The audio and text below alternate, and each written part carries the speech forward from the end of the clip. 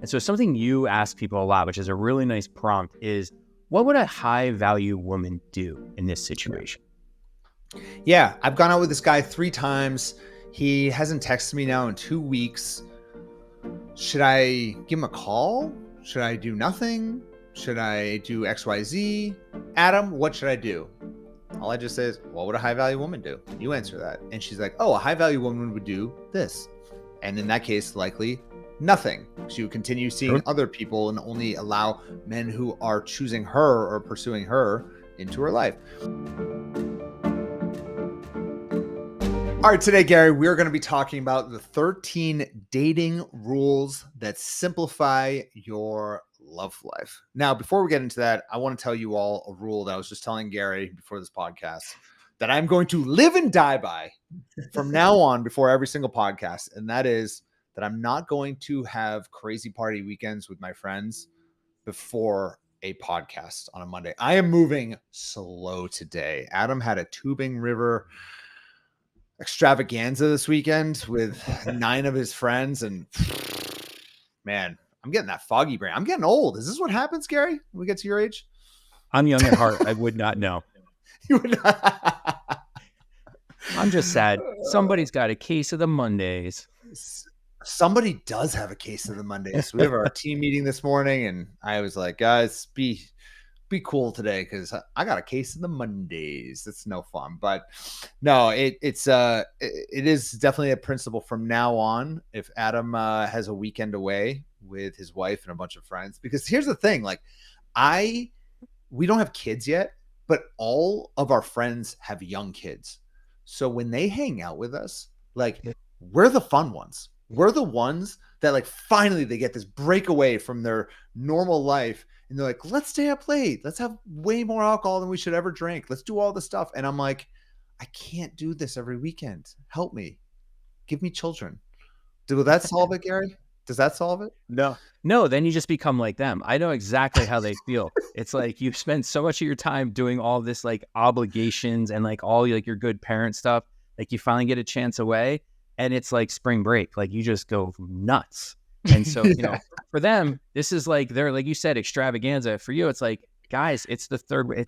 It's July. Like, who cares? But for them, it was a big deal, and I'm sure they had a great time with you. And they're probably feeling even worse this Monday. They are. I mean, one of my best friend, he's got 4 young kids, ages like 2 to 5. They had them really quick because they had twins as well. Let me tell you, that's a dark thing to come back. I mean, it's a beautiful thing to come back to after a nice long weekend, but it's also probably a dark, painful thing to come back to. Because those kids don't know. They don't care what you did on the weekend. They're still getting up. No, they don't care at all. And they just miss you. Yeah, and then they're cranky. So that's the rule moving forward. What's that? I said no compassion from the kids. They're just doing their own thing all the time. No compassion. So that's the rule from now on. I will try to follow it. Certainly by the time we get to fall. With summertime, I don't know, but fall for sure. So today we're going to be jumping into these 13 rules. And when we say the word rules, it's more like principles, because rules imply that they cannot be broken and you must always follow. I don't even like the word rules, but these are the closest things we have here at Love Strategies to rules. Focus. We always come back to these with our clients. You might hear us talk about them in the webinars and free trainings that we have or on our podcast. And we want to just have one specific podcast solely focus on these 13 very specific principles, rules, whatever you want to call it, that really will simplify your love life and make it a lot easier to live by. Yeah, I appreciate that because, you know, I don't like calling things rules that much either, but it's like rules, it's more of like an aspirational sense. It's like if you have a rule that you can break, it just kind of gives you something to lean on. These are really guidelines. And I think the thing that we're going to really try to do today is really make them simple. And I know 20 years ago when I started like learning about relationship science and really like digging into this, I don't know, it's probably academic in me, but 20 years ago, if I had to try to explain principles about relationships to people, it would always take me 5 minutes, 10 minutes tops. Like I would go on and on and on. But it's like having done this for so long, I think like the 13 things that we're going to share, they're quick, they're simple, they're easy to remember, which makes them a lot easier to use, which is why I really like this. Yeah, absolutely. So with that said, let's just jump into them. Gary, you want to go first? Sure. So one of the things that I think it's like actually something that I said to you one of the very first times we talked and started discussing a potential collaboration is that you kind of do a lot of the dating stuff, and that's kind of like where you've spent a lot of your time and effort over the last decades. I don't know, Yeah. forever. Yeah. Like, it's been a long time.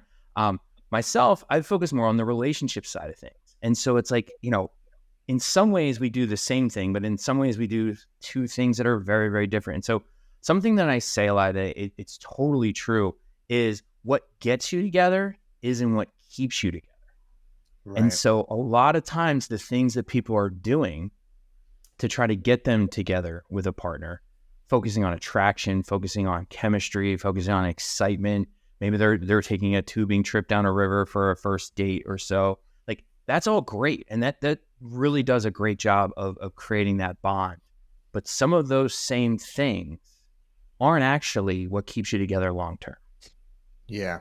Right. And understanding that and making a shift and realizing that the relationship that you have when you first get together is not going to be the same as in 5, 10 years, or even 5, 10 months. Actually, Yeah. that's the bigger challenge. And it takes a different type of uh I don't know. It takes a different type of just focus and intentionality to keep a relationship Yeah. moving forward that may not even necessarily be required when you first start dating. So I love Yeah, that. which is ironic because everybody puts a ton of effort into like finding a person. Like, I need to find a person, I got to find my part. And then it's almost like once they do, it's like done.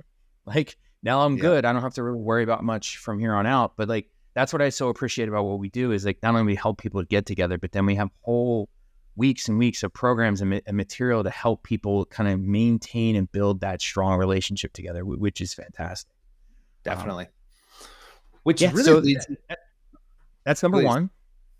I was going to say, you know, for number two, this is something that actually came up in a recent webinar that we did about power and commitment power. And something you say is you're the common denominator in your love life. Can you explain what you mean by that? Yeah. Well, I think when we are dating and finding love, it can be really easy to externalize our problems. We could say that the reason why I'm not attracting a great partner is because I live in the wrong area. It could be because men are the problem. Men these days don't want commitment. And where I think we're really successful with our clients is first step is taking responsibility, because Yeah. really the only thing we can control is you and your actions and who you choose to be with. And every decision in our life, and certainly our love life, we're the common denominator.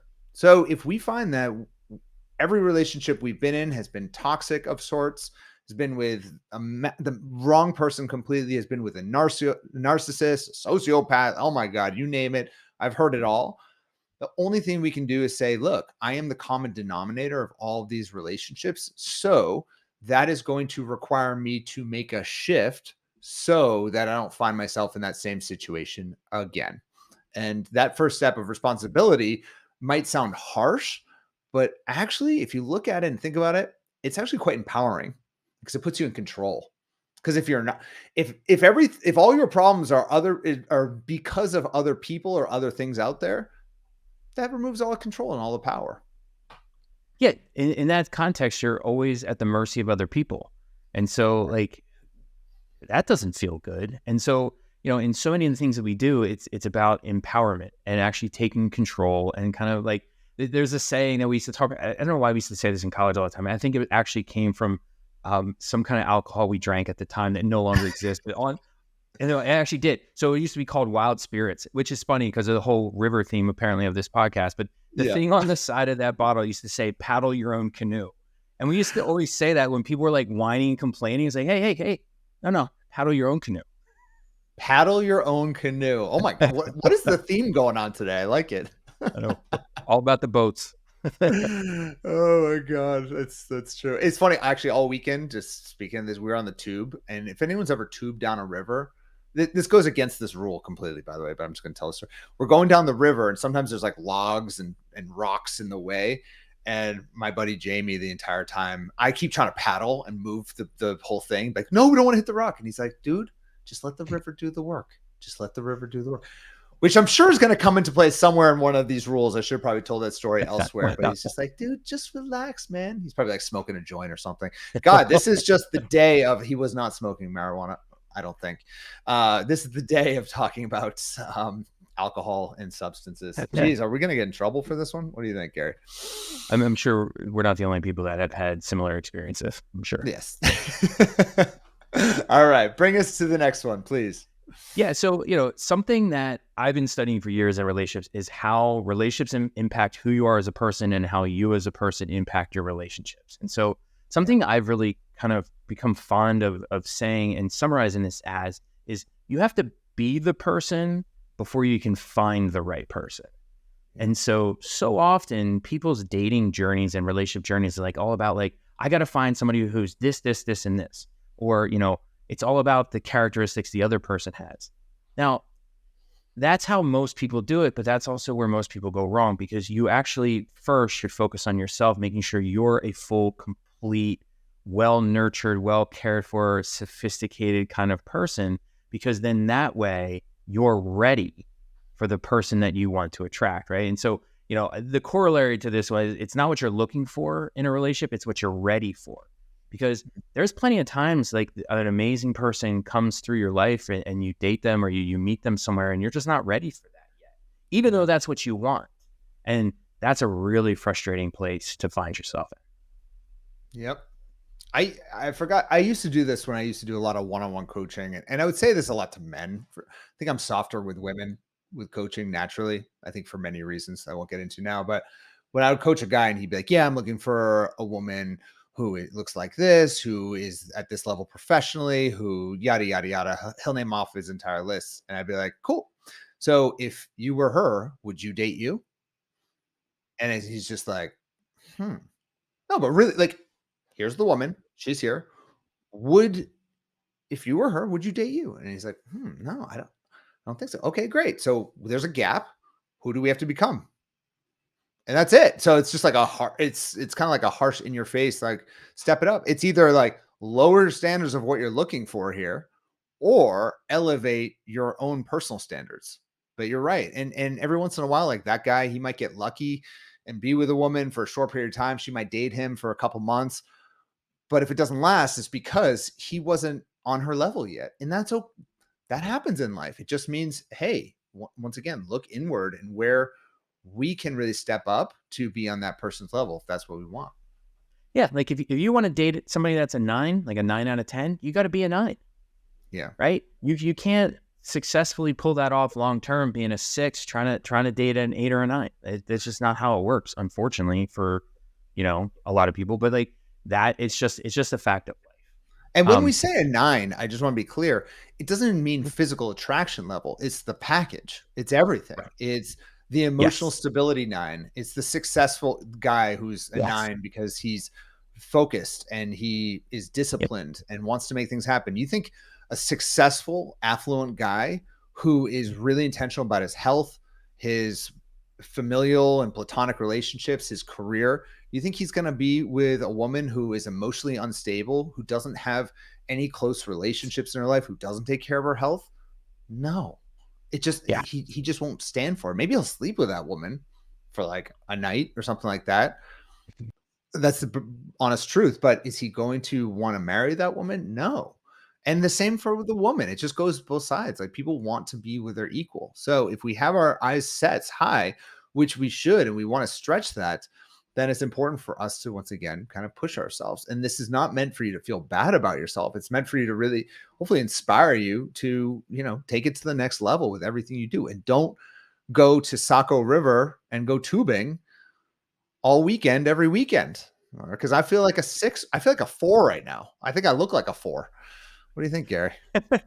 let me tell you how much I appreciate, though, your clarification about the 9 isn't all physical, because every time I talk about this in the beginning of the semester, it's always in the beginning of the semester in my relationship course. I was like, wait a second, I'm going to talk a lot about mate value. And I mean mate value in the sense that evolutionary psychologists talk about it, which, like you said, is the whole complete package. It's not about looks, although people mistakenly make it about looks way too much. So thank you for clarifying that. Mm-hmm. Absolutely. All right, we're not going as fast as we thought here, but let's go through some of this. I think the next one is for me, which I Yep. say this constantly, probably about 4 or 5 times a week at least, and that is be a chooser, not a chaser. And what this means is that feminine energy, as opposed to masculine energy, is the type of energy that sits back, leans back, and chooses and qualifies the men who are right for her. Once you start getting into the chasing mode, where you're trying to make plans with a guy, you're trying to initiate things, you're trying to progress things forward into a relationship, into marriage, you suddenly turn into the chaser mode. So, what we're always saying with our female clients is be the chooser, not the chaser. And if you're in that choosing mindset and you realize that you decide who you allow into your life and who you don't allow into your life, it's very, very empowering. And a lot of our clients will fall into this trap of chasing, chasing, chasing. I'll just say, be a chooser, not a chaser. And it works. Yeah, no, I mean, talk about a simple mindset shift that, strategically helps so many facets of dating and relationships. I mean, that one's really huge because that balance of power in relationships is really important. And that chooser mentality instead of chasing is like you said, just critical. Yeah. The next one is something I say all the time, and it's every relationship problem has the same initial solution. Let's see. Have you been listening to me? What is my answer to that? Communication. Communication, right? Communication. How many Talk it out. times do we talk to clients where it's like, I wonder if I'm mad at him. Should I say anything? And it's just always, invariably it's yes, say something, because Yeah. what's going on in your mind and what you're worrying about is almost always worse than the reality. And if you talk about problems early, you keep the small problems small and you don't let things grow so they actually become threatening to your relationship. Yeah. Yeah. I don't know if you ladies know this or even Gary, but us men, we're not mind readers. We can't read your mind. We just can't. Gary knows this, of course.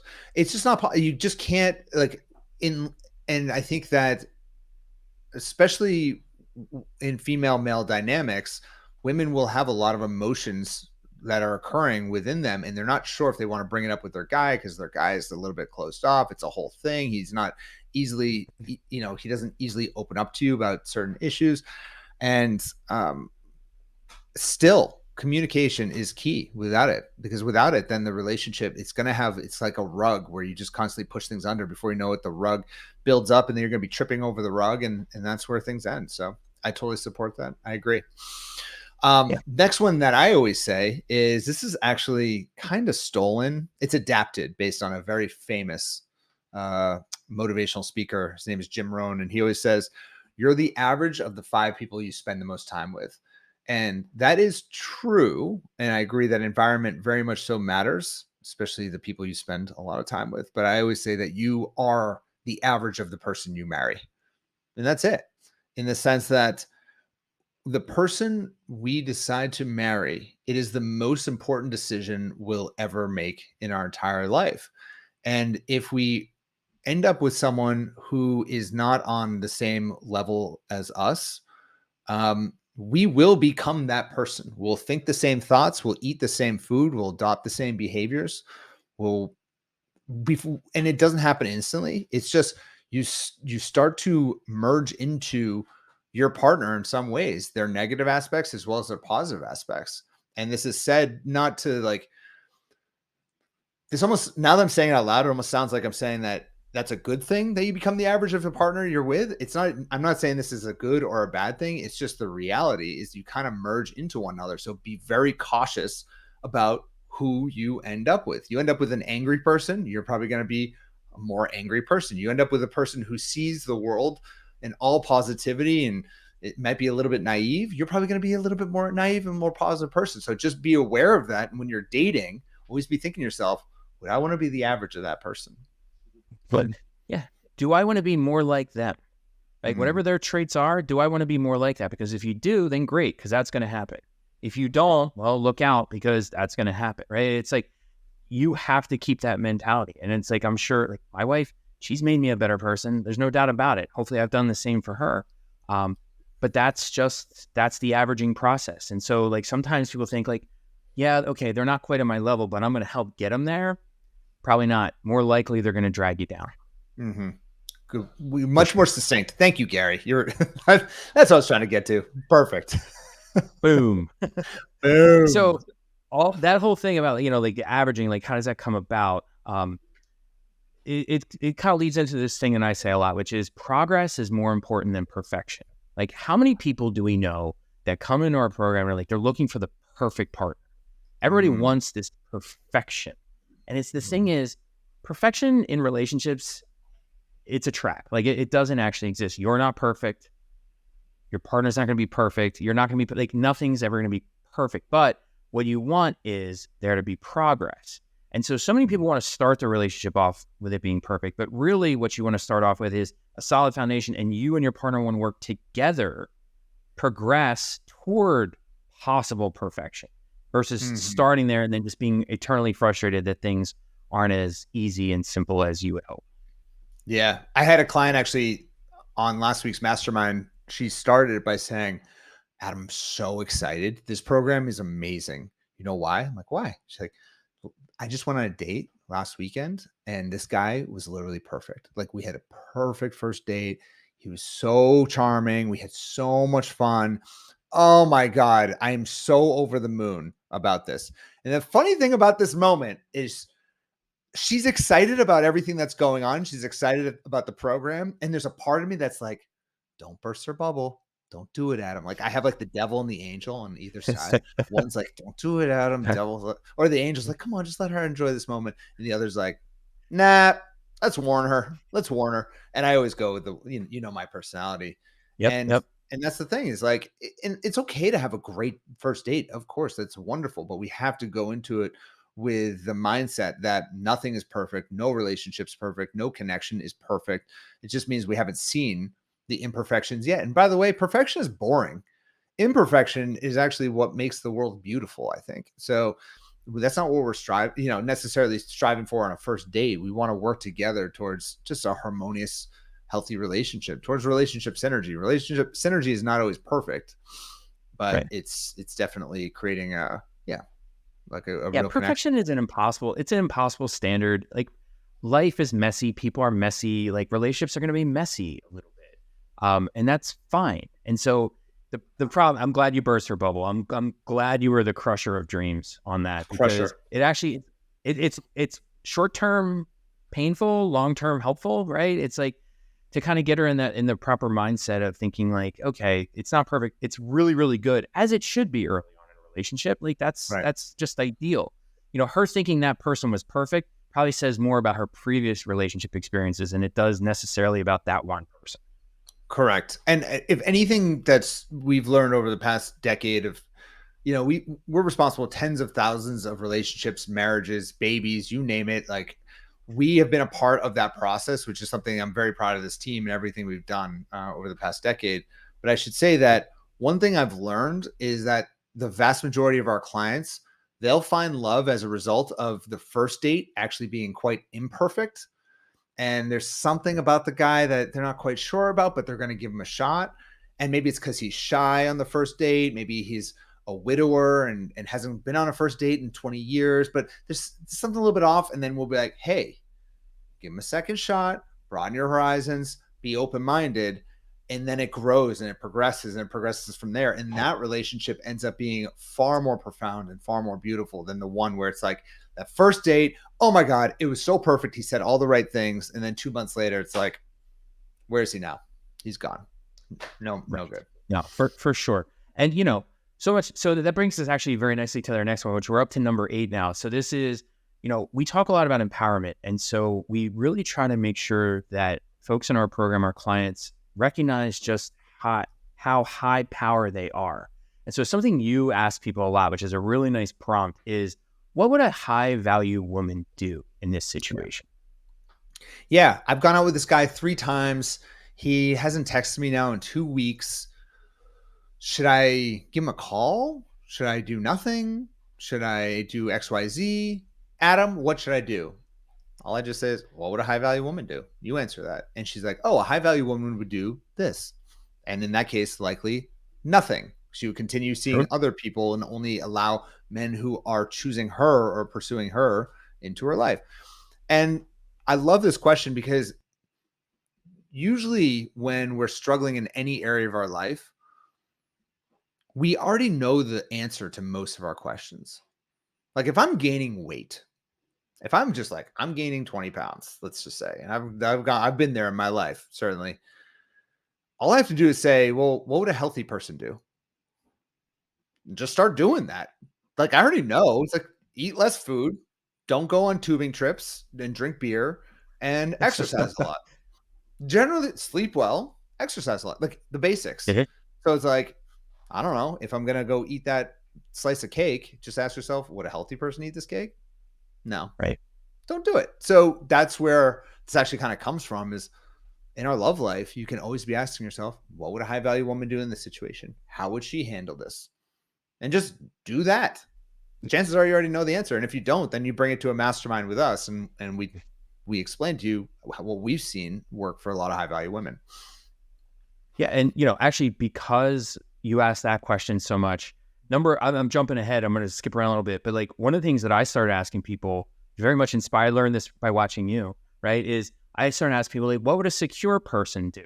Because so Ooh. many of our clients are a little avoidant, they're putting up emotional walls, or they're clingy and needy and just like wanting to text their partner every 3 seconds. And so it's like, wait, all the same, everything you just said, but now just applied to attachment style, which all of our clients know very, very well, right? And it's like, what would a Mm, secure person do in this? And yeah. it works amazingly because both of these questions do the same thing, which is it focuses people on an identity, Yeah. on the type of person they want to be. And Right. so what a secure person would do, you're not going to turn and be secure like this, but it recognizes the fact that you have to do it little by little, step by step. Again, progress, not perfection, right? But like you get 1% better every day, and all of a sudden you're on your path to being the secure person you want to be. I love that. I have never heard you say that. I don't sit in on all of your masterminds, of course, but I love that. And I'm going to steal that from you now. That's fun. That's a good one. Stealing and stealing. It's all Yeah. good. Um, It's a good thing we work together. So we really can't steal that's anything right. from each other. It's perfect. All right. Lead us um, to the goal line here. so we got a couple more here. And so one of the other things that you say, which I haven't figured out how to steal this one yet, but I'd probably give me some time. You will say to people, you can only be as picky as you are social. Ooh, my favorite. What that mean? I think this is one of my favorite. So I get this all the time where a woman would be like, yeah, I have this guy asking me out, but I don't know. I'm not really sure about him. In his pictures, he's wearing these kind of weird baggy jeans, but they're not like the cool like Jenko jeans that people wear. That's like trendy. It's like just they're not well fitted and they have rips in them. Not like the diesel jeans that are supposed to be ripped, but like they're just ripped because whatever. Right. And then he sent me something that was a little bit, it wasn't the smoothest opening line. It wasn't inappropriate, but he messaged me a few things. There's nothing. I wasn't that excited about it. Should I go out with him? Should I explore? He's asking me out. And the first question I'll always ask is, well, how many dates have you been on in the past 30 days? Or actually, how many new men have you met in the past 30 days? And if the answer is a 0, then I say you can only be as picky as you are social. So at that moment, she has one of two options. And this is assuming that she's in little love step 3, 4, or 5. And if you want to learn the little love steps, we have old training, not to plug it, but like I don't want to teach the whole process right now. At lovestrategies.com, we have like a free training that'll walk you through that whole thing. Anyways, plug over. But if you're in little love step 3, 4, and 5, we're all about being social, meeting lots and lots of people very, very consistently. And so at this stage, we'll always say, like, look, if you have a 0 of your social score, which is something we track, then you have one of two options at this point. One, go out with this guy because you can only be as picky as you are social because you haven't been very social lately. Or two, this next week, you are going to go out and you are going to meet as many guys as possible, singles events. You're going to online date like crazy. You're going to start networking with close friends. You're going to use what we call the social starfish approach, which is getting out there, meeting lots of people in 5 different ways, all that good stuff. Pedal to the metal. And so that's the reality of all this stuff. Because how many clients, Gary, you've seen this, you've been with this for a number of years now. How many clients want to just sit back and be like, there are no good guys out there. Oh my God. And it's like, they haven't even gone out on a single date. They haven't met a single guy in their area. Right. Yeah. I mean, they're sitting at home saying there's no good guys here, but it's like here really is just their house because they haven't gone anywhere else. Right. Right. Right. Like you have to get out there, and it's getting out there in all like the typical ways, but it's even just like smiling at people at the supermarket. It's striking up a conversation with somebody when you pick up your dry cleaning. Like it's just all these little things. And it's not every little interaction you have isn't about finding your lifelong partner in the dry cleaners, but it's just like starting to just be more social and just putting yourself out there more. And it's just amazing the clients who really kind of embody and take this advice, like how much it helps them and how quickly things turn around for them when they do. Yeah. I would say the biggest indicator towards success for our clients are those who embrace our social score strategy that we have, where they're actually keeping track. I know this sounds bonkers to new people, so bear with me, but we have our clients actually keep track of the number of new guys that they meet on a regular basis, new men in their general demographic of what they're looking for. And by the way, meeting a guy could be, like you said, a smile at the light while you're waiting for the light to switch at on the street. It could be any, like a traffic light. It can be anything like that. So long as you are just saying a quick hello, giving a quick window of opportunity for him to come and talk to you. The clients who really embrace that and get excited about it and hit their social score goals, they are the ones with all the power. Because when you have a high social score, you're not scared to break it off with a guy who isn't treating you well. You are also just getting a breadth of different options out there, different guys that you can meet. And then you really are just completely empowered throughout the process. So yeah, you can only be as picky as you are social. Really important one. Thank you, Gary. I love that one. Yeah, I love the social score because, you know, as the stat researcher, that part of me is like you measure what matters. And what matters is like meeting people. Like the only way you're going to find anybody is you have to meet people in the first place. And so like putting that in clients' mind I've seen it work. Like it's amazing. So the last one of the ones that I talked about last was the, you know, what's a secure person do, which leads me into something else that I say a lot around attachment, but it also applies more generally, which is fear and worry give bad relationship advice. And so when you're afraid of what's going to go wrong in a relationship, that makes things go poorly, right? If you're afraid of getting hurt, you're going to put up walls. You're going to like start distancing yourself when things start going well. That's bad. If you're worried about someone leaving you, you're going to overtext. You're going to like just be too anxious. You're going to chase people around instead of choosing. A lot of times you're going to worry about things that just aren't really problems, and you're going to create unnecessary drama and turmoil. And so a lot of times what's really useful is to have a sounding board, someone who's more objective, to check in with them. Like the clients in our program, they have the community, they talk to the coaches, but it's like, rather than operating out of this fear and worry, you operate out of like actually objective, intentional strategy. So you end up making better decisions. Right. I really think that is, if you distill any type of coaching or therapy for what it's worth, there is just so much power in having an outside perspective that's unbiased give you advice. Because like I hear it all the time with our clients, whether they come to you or me or any of our coaches, total fear and panic to the max. We went on a date on Saturday. I haven't yet heard from him. It's Sunday at 2 p.m. What should I do? I'm about to do this. And from an outside, from when you're in it, I get it. I've been there where you're like, oh my God, what's going to happen? Oh my God, this guy he's the dreamiest man I've ever been with, yada, yada, yada. From an outside perspective, you're like, what are you talking about? Because I'm not emotionally involved in it. So we can see through the fog of love very quickly, which is like, it's cool. Just wait. And so having that outside perspective, whether it is in some type of coaching program, therapy, or just having a good advisor in your life, someone you can go to that is unbiased, is just so useful to see through that panic and that fear. Yeah. I mean, how many times you have clients say, oh my gosh, Adam, you were right. It just happened to me last week. Like I had back-to-back weeks of masterminds, and one of the clients asked me about like a guy she'd previously dated, and he was kind of hanging around, but he just wants to be friends. I'm like, no, he doesn't. He doesn't want to just be friends. She's like, you're wrong. I'm like, we'll agree to disagree.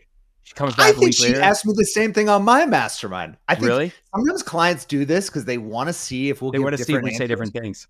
because they want us to give the answer that they want to hear. So they'll Right. ask us both. Yeah. So sorry, I didn't mean to cut you off, but No, no, no. I got the They're same great. question. They're great punchline. She comes back the next week and she's the first question. She's like,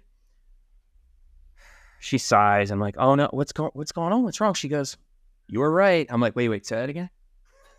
And it was like, More? because she just couldn't see it. And it's like that Yeah. outside perspective allowed, I was like, no, no. She's like, he asked me out. I'm like, oh, right. Like Mhm. we've been doing this a little while and we have a different perspective and we're not involved. And so it's, love and feeling makes you like blind, deaf, dumb. Like you just don't see things as clearly. And it's something an outsider helps with. Maybe is Speaking she of going to things, tell me that I was right too? I'm waiting for that. If the I think clients, I was right first. So sorry. oh, that's not fair. So you get the W on that. All right, all right. So one So of the is she other going to go things that out? Is she going to go out with him though, or does she not want to go out I with him? I don't think forget. so. I think she just Yeah, she doesn't even really like him. yeah, She's like, that's what well, I why thought. does he? Yeah, like she's like, why is he hanging around? I'm like, there's only one reason, really. Okay. Yeah, Um, yeah, that's one funny. of the things that like an outside perspective helps with, and a relationship experience, particularly, is breakup. And so I'll save you the long version of this. I did a whole TED talk on this, but when people break up, it's people are always upset, understandably, right? But I Mhm. think Adam, you kind of show this perspective too. Is like as someone who studies relationships and helps people in relationships, breakups aren't such a bad thing. Yeah. And so what I always say to people that to help, and people tell me it is helpful, is this idea that great relationships seldom fail, but bad ones do, as they should. And Mhm. so when relationships end, it hurts. It's not great, but it's like it ended because it needed to end. And so the fact that it ended now saves you another 5, 6 months or years or decades being in a relationship that actually wasn't ideal for you. Yeah. I was thinking about this morning, and do you know how in Silicon Valley, when you're like a startup tech founder and you're an entrepreneur, they actually celebrate the founders who start a business and fail. Or Mhm. Google is very good about this. Google, they have all these like little projects that they run. They start these mini companies, and when a team fails, they actually, I don't want to misquote it, but I think they have almost a bigger celebration when they fail than if when they win.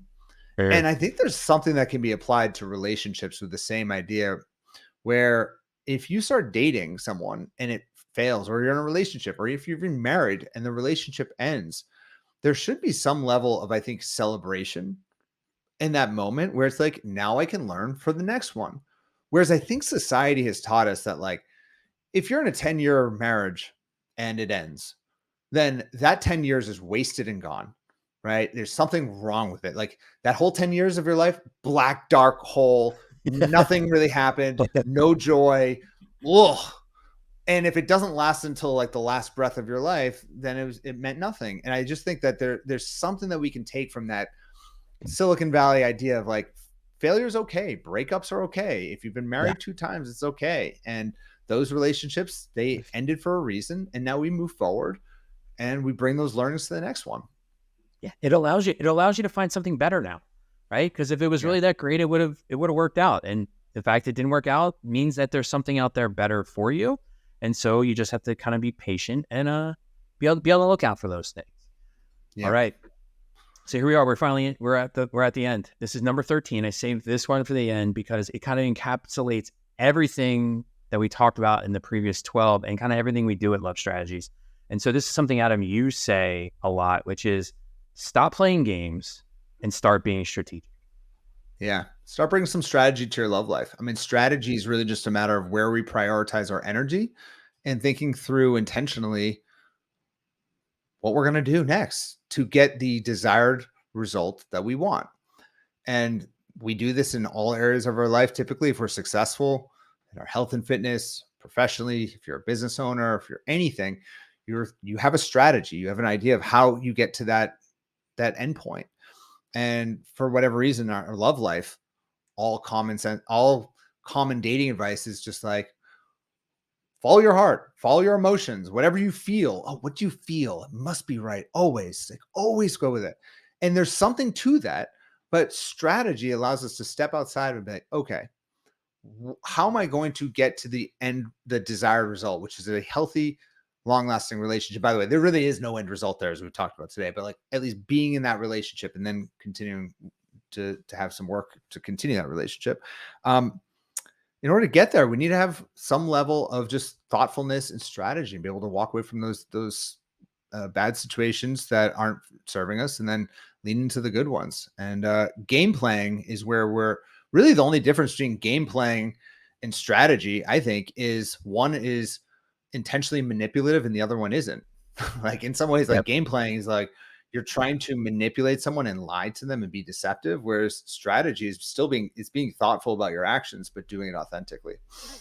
Yeah, I'd also say that strategy is more based on science and research and known principles. And game playing, it's like applying bad advice and things that seem like common sense that usually are wrong, that just people don't realize are wrong. And Mhm. so, can people find love without strategy? Sure. But it's like taking shots in the dark, and it's a lot of trial and error. And it's like, do you Right. have the time and the emotional tolerance for all the error that's going Yeah. to be wrapped up in this? This is like kind of the cheat code that allows you to get there faster, because you're building on some known principles and being able to apply it to your own life. And it's like, that's how we do almost everything else in our life, right? Like we Yeah. don't just kind of like randomly like, what should I eat today? What's good for me? Is this rock good? Let me try. Like we don't do that stuff. Like we we actually just follow known principles and known strategies. So it's why don't we apply this to our love life? Who knows? But we definitely should. Yeah. So what do? We follow our heart, but bring a little strategy along with us, right, Gary? That's Gary's Perfect. tagline. He's been pushing hard at Love Strategies. It's starting to catch on. I'm liking it day by day here. It's great. It's everything you need, because it's like you can't get around this idea that relationships are emotional, and there's an emotional connection, and there is something to be said about that feeling in your heart. But it's like, to get it right, which is ultimately what we want to do, you're gonna have to use a little strategy. It's just gonna make your love experience that much better. Amen. So, yeah, follow these principles. These are things we reinforce daily. A lot of these things are simple. They are meant to simplify your love life, not to make them more complicated. These are also ideas that constantly need to be reinforced. So, of course, again, not to plug, but if anyone wants any more help in this area of your life, this is all we do, is help in this area, talking about these exact topics. And we coach our clients on the specifics on how to make that happen. So we're here for you anytime. Hopefully this is really helpful for you. And yeah, we'll speak to you all next week. Okay. Take care.